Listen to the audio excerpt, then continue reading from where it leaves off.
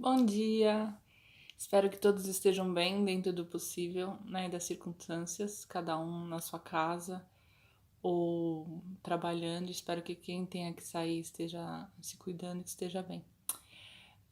Eu resolvi fazer esse vídeo porque eu acho que no Brasil a gente vê cada vez mais uma polaridade crescendo. A gente vê cada vez mais na mídia um debate, uma radicalização das opiniões, e isso me remete muito a um passado. É um passado que a gente já viu as consequências disso e eu queria contar um pouco para vocês sobre isso. E eu acho que, no meu caso, acho que é uma das coisas que eu mais tenho propriedade de falar, porque, como vocês podem ver, a minha origem ela é bem europeia. E a minha família, nas mais diferentes níveis, participaram desse último século das guerras e lutaram e estiveram presentes nesse momento tão confuso, nesse momento tão triste da história. E a gente esquece muitas vezes e acha que aquilo não tem mais nada a ver, que foi há tanto tempo atrás, que as coisas são diferentes. E por essa falta de consciência do que foi a história, a gente tende a repeti-la até a gente tomar consciência, aprender e não fazer de novo. Eu vou falar dessa história da guerra, dessa história do nazismo, da União Soviética e do comunismo, que é isso que eu conheço. Eu acho que a gente tem que escutar cada vez mais é, a história de quem passou por aquilo, né?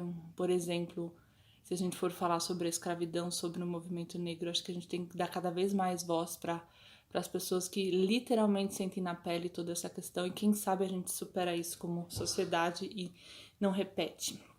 Pois bem, eu queria então falar um pouquinho para vocês sobre isso e também gostaria de pedir que quem tivesse histórias parecidas ou quem se sentir de colocar ali nos comentários e compartilhar um pouco sua história. Bom, eu vou falar da um pouquinho do que aconteceu na União Soviética, para começar. Porque eu sinto que o reflexo disso tá no dia a dia, né? A gente escuta, porque o Brasil vai virar comunista, porque a gente tem que cuidar para que o comunismo não comece no Brasil. Então, antes de mais nada, a gente tem que entender o que é o comunismo, o que é o socialismo. Eu não vou falar nesse vídeo porque tem muito material na internet, muita gente já falando sobre isso, mas o que eu posso falar é que tem uma coisa entre a teoria e uma coisa que é a prática. A prática, ela é permeada dos medos humanos, das ambições, principalmente das ambições individuais, muitas vezes. E isso não é necessariamente o que está na teoria, o que necessariamente é dito, né? Então a gente tem que separar. E quando a gente fala do comunismo na União Soviética, uma coisa foi o que aconteceu lá no começo do século passado, e uma coisa que acontece agora, uma coisa que é dito hoje em dia, né? Então, acho que no final do vídeo o arco vai fazer sentido para vocês. Então, por exemplo, na família da minha avó, a gente tinha propriedades na Estônia. Não, Letônia. E era uma família que tinha terras na Letônia. E quando teve a Revolução Russa, essa família foi perseguida e teve que fugir. Fugiu para onde hoje em dia é a Alemanha, né, a região da Polônia, onde é a Alemanha, e depois vieram para o Brasil. Quase a família inteira foi dizimada e cresceu nesse lado da família, nesse galho, por assim dizer, muito medo do comunismo. Eu lembro da minha avó, no final da vida ela tinha Alzheimer, e ela tava na cama e ela ficava assim, Stephanie, cuidado porque os comunistas estão chegando, a gente tem que tomar muito cuidado. A mãe dela andava em São Paulo, ela era, ela não tinha passaporte, ela era apátria, ela não tinha passaporte, ela perdeu tudo na guerra, né? Mas ela tinha ainda essa herança dessa família, esse medo dos comunistas muito grande. Ela andava em São Paulo com capa de chuva, se escondendo atrás de poste, achando que ela estava sendo perseguida e sendo assassinada.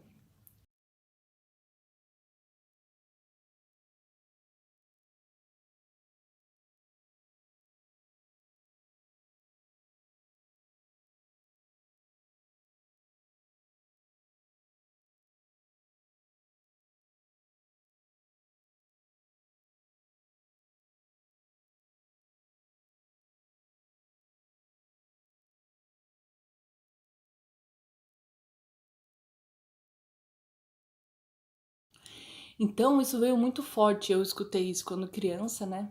E eu fui entender e desconstruir isso logo depois na faculdade, né? Vendo hum, vários lados e entendendo as consequências disso, né? Pois bem, isso é um dos aspectos que eu queria falar.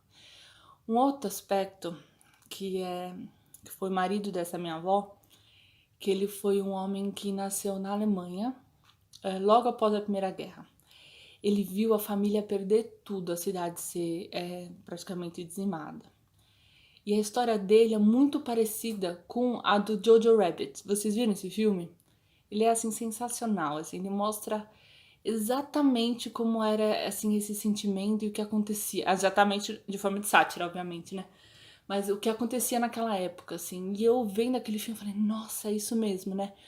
O quanto você cresce e a escola é importante, o quanto a mídia é importante, o quanto o que nos é dito forma o que a gente pensa, o nosso caráter, né? Então, vocês imaginam, um moleque de 13 anos que de repente chega a um poder, um regime extremamente radical, mas que conseguiu reconstruir a Alemanha economicamente.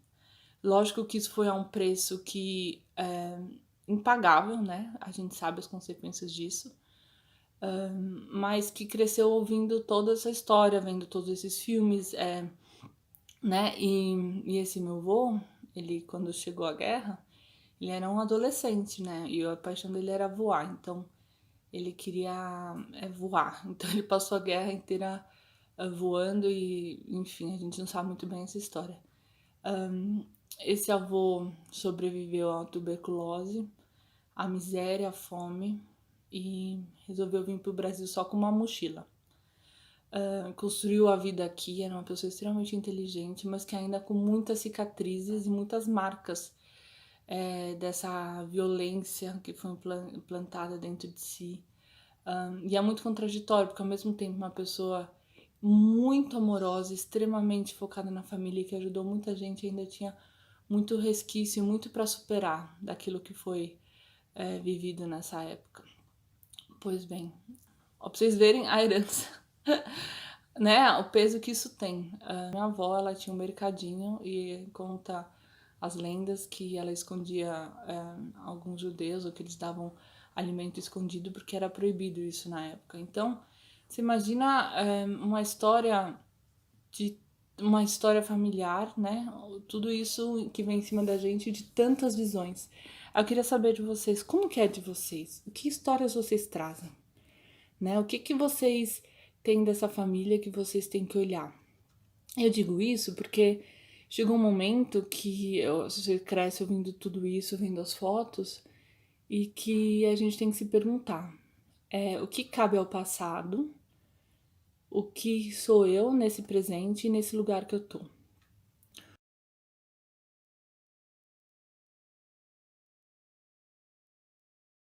O Brasil, ele curou, ele foi uma possibilidade da gente conseguir ter trabalho, conseguir formar uma família e ter um pouco de paz.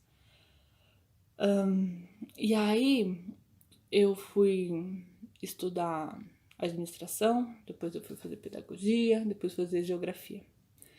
E na geografia que eu me deparei com muitas visões de mundo, né? Com pessoas extremamente plurais e que me enriqueceram profundamente, fizeram eu pensar sobre tudo isso que eu herdei e o que a gente pode fazer a partir de agora. Essa visão, que na verdade não era muito consciente sobre a União Soviética e o comunismo, ela se tornou muito clara na geografia. E é por isso que o conhecimento, o estudo é tão importante, porque aí a gente tira o emocional, tira a herança, tira o medo dentro da gente, nem que seja lá no fundo e que a gente não tenha muita consciência. Isso faz com que a gente pense sobre os assuntos de maneira racional. E é isso que no Brasil está faltando muito, a gente pensar sobre o que a gente quer como país de uma maneira racional, sem deixar nossa história, os nossos medos, o que a gente herdou de uma família trazer nuvens para o nosso pensamento. Então, acho que isso é muito importante, essa clareza. Por que eu tô falando isso? Porque hoje no Brasil a gente tem... eu estou vendo, assim, muita gente morrendo de medo que aqui se implante uma ditadura comunista, que seja como a Venezuela. mas para isso usando táticas extremamente violentas e autoritárias. Então a questão não é comunismo, não é socialismo, não é como a gente vai lidar um com o outro. Vai ser de maneira autoritária ou vai ser através do diálogo? Porque a gente só vai conseguir superar e evoluir de uma maneira positiva como sociedade se a gente manter um diálogo e encontrar o caminho do meio. Para isso, os dois lados vão ter que ceder. A gente não pode achar que o outro está completamente errado, excluir ele. Foi essa exclusão que vai gerar conflito. Cada vez mais, numa sociedade onde ninguém está se sentindo pertencente, é uma sociedade que tem conflito. A partir do momento que a gente revê a nossa história e encarar como Brasil as nossas dívidas, nossa dívida com a escravidão precisa ser olhada e precisa ser seriamente discutido o que nós, como Brasil, podemos fazer para que isso seja, no mínimo, diria remendado, no mínimo curado. Nós precisamos incluir tudo aquilo. Um país onde se tem fome, um país onde se tem miséria, não é um país que pode ir para frente, né? Um país que depende tanto dos outros e que não consegue se fortalecer como si só, também é um país fraco.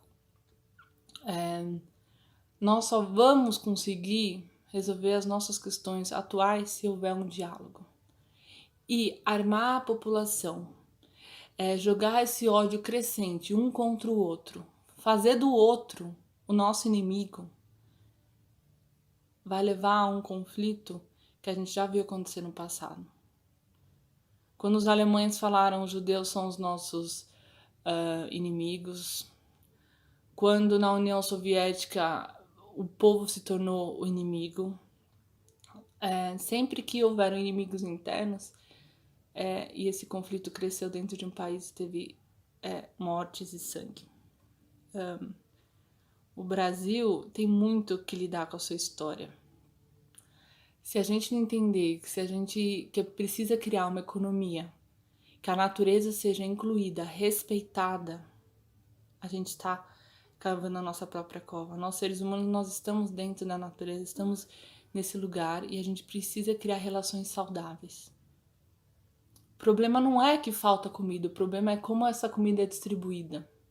O problema é que as pessoas têm medo, se tiver uma esquerda no poder, eu vou perder a minha casa. Nunca foi assim. A gente não tá mais em 1917. Tem lugar, tem espaço para todos. Essa nossa crença da escassez, que eu preciso ter o meu, que se o outro não tiver, se o outro vai querer o meu. A gente tem que começar a entender que a outra pessoa, ela quer o espaço dela e quer uma vida digna. Ela quer ter comida, ela quer ter saúde e educação. E a gente precisa entender que é isso que a gente tem que fazer. A gente tem que encontrar esse caminho do meio e balancear através da justiça, da igualdade nesse sentido. A igualdade, ela tem que estar permeando a nossa sociedade. Enquanto a gente não criar uma economia que olhe para todos, que seja uma economia baseada numa fraternidade, baseada no que a gente realmente precisa, a gente vai ter uma sociedade doente. A partir do momento que eu acho que as minhas ideias, as minhas crenças são mais importantes, eu tenho uma sociedade doente. Então, eu espero que esse vídeo, acho que já ficou até um pouco longo, mas eu queria compartilhar um pouco com vocês. Eu sei que muita coisa vai ser ainda construída, mas é isso aí. Fica para uma próxima. Deixe seus comentários, quem quiser curta o canal e a gente se fala em breve. Um beijo.